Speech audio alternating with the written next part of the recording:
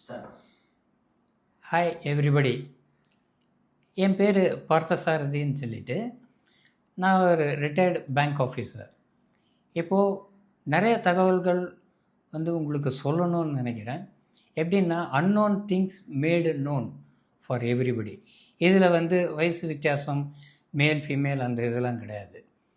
இப்போது எப்படின்னாக்கா நான் சொல்ல வேண்டிய தகவல்கள்லாம் ஒரு புல்லியன் மார்க்கெட்னு சொல்லுவாங்க.